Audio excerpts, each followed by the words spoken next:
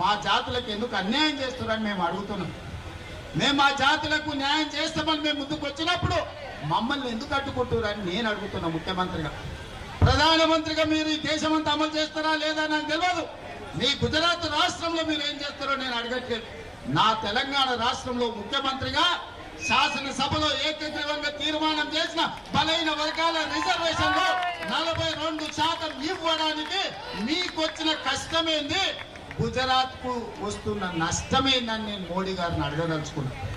అందుకే ప్రధానమంత్రి గారు దయచేసి వినండి. మీరు చట్టసభలల్లో మెజారిటీ లేకపోయినా ట్రిపుల్ తలాక్ తెచ్చారు, 370 ఆర్టికల్ తెచ్చారు, సిటిజన్ అమెండ్మెంట్ యాక్ట్ తెచ్చారు, రైతు వ్యతిరేక నల్ల చట్టాలు తీసుకొచ్చారు. ఇవాళ వక్ఫ్ బిల్లు తెస్తున్నారు. మీకు బలం లేకపోయినా, ఇన్ని బిల్లులు మీకు బలం లేకపోయినా, ఇన్ని రాజకీయ పార్టీలు మిమ్మల్ని వ్యతిరేకించినా మీరు అవన్నీ చట్టాలు చేసి ప్రజల నెత్తి మీద రుద్దిలు. ఇవాళ కమ్యూనిస్టుల నుంచి కాంగ్రెస్ వరకు, ఎంఐఎం నుంచి బిఎస్పి వరకు, ఈ రోజు సిపిఎం నుంచి సిపిఐ వరకు ప్రతి రాజకీయ పార్టీ అనుకూలంగా ఉన్నప్పుడు బలైన వర్గాల రిజర్వేషన్లు పెంచడానికి మీకు వచ్చిన బాధ ఏంది అని నేను అడుగుతున్న మోడీ గారు. ఇవాళ అన్ని రాజకీయ పార్టీలు మీకు అండగా నిలబడడానికి, మీకు ఆ సంగతి అర్థం కావడానికి చట్టసభలలో మీరు అనుమతి ఇవ్వకపోతే జంతర్ మంతర్ చౌరస్తాలో 15-16 పార్టీలు ఈ రోజు ఈ వేదిక మీద నుంచి మేము అనుకూలమని చెప్పింది. అందుకే మా జాజుల శ్రీనివాస్ అన్ని రాజకీయ పార్టీలను ఇక్కడికి రప్పించి ఈ వేదిక మీద నుంచి ప్రధానమంత్రి గారికి విజ్ఞప్తి చేయించాడు. మా బలహీన వర్గాల సోదరులు వివిధ రాష్ట్రాల ఎంపీలను 60-70 మందిని వేదిక మీదకి రప్పించారు. ఇవాళ వివిధ రాజకీయ పార్టీలు ఇవాళ మేము అనుకూలం ఉన్నాయని చెప్పినాయి. పాలకపక్షం నువ్వు అనుకూలం ఉంటే ప్రతిపక్షంగా 100 ఎంపీలు మేమున్నాం.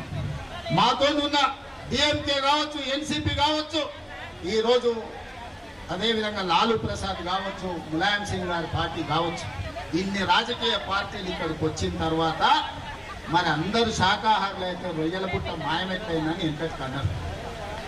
మీరు బీసీల మేలు కోసమే ఉన్నామంటారు, బీసీల కోసం ప్రాణాలు ఇస్తామంటాడు మా బండి సంజయ్ సోదరు. మా ప్రాణాలు వద్దాయా? 42% రిజర్వేషన్ అడిగింది. మాకు మీ ప్రాణాలు వద్దు, మీ ప్రాణాలు మేమేం చేసుకుంటాము? 100 ఏళ్ళు నువ్వు మీ మోడీ సుభిక్షంగా ఉండండి, మాకు అభ్యంతరం లేదు. మాకు కావాల్సిందల్లా 42% రిజర్వేషన్ మా బలైన వర్గాలు. అది కూడా మా రాష్ట్రంలోనే మేము చేసుకుంటాం అంటున్నాం. మేము గుజరాత్లో చేస్తామంటలేం, మేము ఉత్తరప్రదేశ్లో చేస్తామంటలేం. ఇవాళ అందుకే మోడీ గారికి విజ్ఞప్తి చేస్తున్నా, నువ్వు తెలంగాణలో మాకు అనుమతి ఇవ్వకపోతే ఇది దేశమంతా కారు చిచ్చులా వ్యాపిస్తుంది. మీరు అనుకుంటున్నారేమో గుజరాత్లో అంచు వేస్తామని, ఇది నిప్పు రగులుతుంది, దేశం మొత్తం వ్యాపిస్తుంది, దేశం నలుమూలల జాగృతం చేస్తాం. మా పెద్దలు హనుమంతన్న చెప్పినట్టు దేశంలో అన్ని రాజకీయ పార్టీలను, అన్ని సంఘాలను కూడగడతాం. మీరు ఎట్లా ఢిల్లీలో గద్దె మీద ఉంటారో మేము కూడా చూస్తాం. ఆయనలో ఉద్యోగాలు ఇవ్వని కుటుంబాన్ని తండ్రి కొడుకుల ఉద్యోగం ఊడగొట్టి ఇవాళ వేలాది ఉద్యోగాలు తెలంగాణలో ఇచ్చినాం. బలైన వర్గాల రిజర్వేషన్లు మీరు ఇవ్వకపోతే మీరు మా డిమాండ్కు దిగన్న రావాలి, లేకపోతే మీరు దిగన్న పోవాలి. మోడీ గారు మీకు తప్పదని నేను చెప్పదలుచుకున్నా. ఎక్కువ కాలం బీసీ ముసుగులో మీరు ప్రభుత్వాన్ని ఏలలేరు, మీరు గద్దె మీద కూర్చోలేరు. అందుకే మిత్రులారా, ఈరోజు మీ ధర్మమైన కోరిక నేను ఒక ఉదాహరణ చెప్పదలుచుకున్నా. 2015లో ఇక్కడనే మాదిగ ఉపకులాల వర్గీకరణ కోసం మందకృష్ణ మాదిగ ధర్నా చేసి జంతర్ మంతర్నే అలసిపోయి చెట్టు కింద కూర్చున్నాడు. నేను కూడా సంఘీభావం తెలుపుదామని వచ్చిన.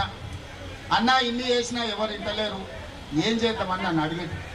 మరి ఏం చేద్దామని నువ్వు అనుకుంటున్నావు అంటే నాకైతే ఆలోచన దక్కలేదు. ఎట్లా అన్నా, నీ ధర్మమైన కోరిక ధర్మయుద్ధం ప్రకటించని చెప్పి పరేడ్ గ్రౌండ్లో మాదిగ ఉపకులాల ధర్మయుద్ధం ప్రకటించి విజయం సాధించిండు, లక్ష్యానికి చేరుకున్నాడు. ఇవాళ మా మిత్రులకు అందరికీ నేను ఒకటే మాట చెప్పదలుచుకున్నా. ఇవాళ చెబితే విన్నరా? సరే, విననప్పుడు మన బలమేందో చూపించాలి. మన ధర్మమైన కోరిక కోసం మా బలైన వర్గాలు ధర్మ యుద్ధం ప్రకటించండి. మీకు అండగా నిలబడతా, మీకు తోడుగా ఉంటా. ఇక ఢిల్లీ కొట్టుడు కాదు, మీరే మా పెళ్లికి రావాలి.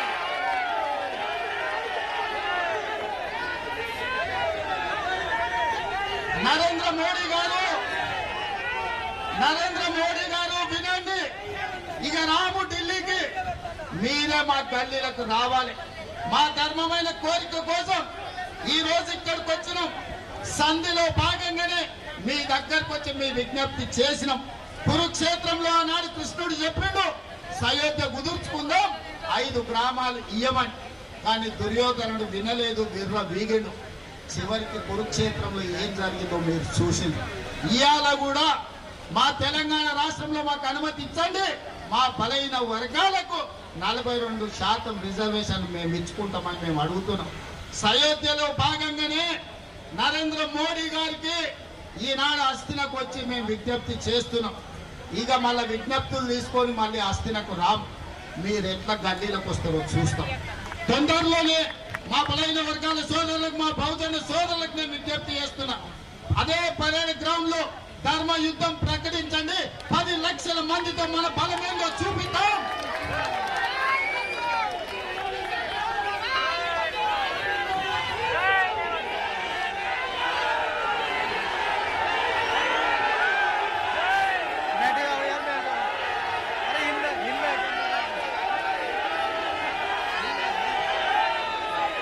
ఏ విధంగా అయితే నరేంద్ర మోడీ గారికి, భారతీయ జనతా పార్టీకి ఈ వేదిక మీద నుంచి వేలాది మంది మా బహుజనుల సమక్షంలో భారతీయ జనతా పార్టీకి హెచ్చరిక జారీ చేస్తున్నా.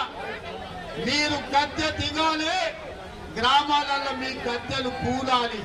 ఇదే మా నినాదం. అయితే మా 42% మా బలైన వర్గాల రిజర్వేషన్లు అమలు చేయడానికి అనుమతి ఇవ్వాలి. ఒకవేళ మా బలైన వర్గాల 42% రిజర్వేషన్లకు మీరు చట్టాలను మార్చి మాకు సాయం చేయకపోతే మీరు గద్దె దిగాల్సిందే, మీ గద్దెలు కూలాల్సిందే గ్రామాలలో. మా బలైన వర్గాల సోదరులారా, ఇప్పుడు రాకపోతే ఎప్పుడు రాదు, ఇప్పుడు రాకపోతే ఎప్పటికీ రాదు. ఇంత ఊపు మళ్ళీ దేవు. ఈనాడు నేను విజ్ఞప్తి చేస్తున్నా, మీకు అండగా నిలబడే మీ సోదరుడు తెలంగాణ రాష్ట్రానికి ముఖ్యమంత్రిగా ఉన్నాడు. ఎవరు ఏమనుకున్నా మీకు అండగా నిలబడే ధర్మం నా మీద ఉన్నది. రాహుల్ గాంధీ గారి మద్దతు మీకున్నది. రాహుల్ గాంధీ గారి నాయకత్వంలో మీకోసం కొట్లాడి గల్లీ నుంచి ఢిల్లీ వరకు ఏకం చేసి అన్ని రాష్ట్రాలలో బలాన్ని కూడగట్టి బలైన వర్గాల రిజర్వేషన్లు తీర్చే బాధ్యత కాంగ్రెస్ పార్టీ, రాహుల్ గాంధీ గారు తీసుకుంటారు. ఇవాళ మీరందరూ ఏకమై రేపు జరగబోయే ధర్మ యుద్ధంలో మన బలమేందో పరేడ్ గ్రౌండ్ లో ప్రదర్శించండి.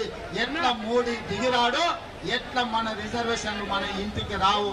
ఒకవేళ అది రాకపోతే ఎర్రకోట మీదనే మనమే జెండా ఎగరేసుకుందాం సోదరులారా.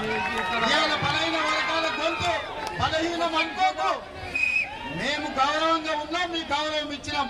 అందుకే ఇవాళ జంతర్ మంతర్కు వచ్చినాం. మమ్మల్ని తక్కువ అంచనా వేస్తే ఎర్రకోట మీద జెండా ఎట్లా ఎగరేసుకోవాలో మా సోదరులందరికీ తెలుసు. మేమందరం కలిసి ఎర్రకోట మీద జెండా ఎగరేస్తాం, మా రిజర్వేషన్లను సాధించుకుంటామని తెలియజేస్తూ ఇక్కడికి విచ్చేసిన వేలాది మంది మా బహుజనులకు అందరికీ ధన్యవాదాలు తెలియజేస్తూ సెలవు చేసుకుంటున్నాం మిత్రులారా.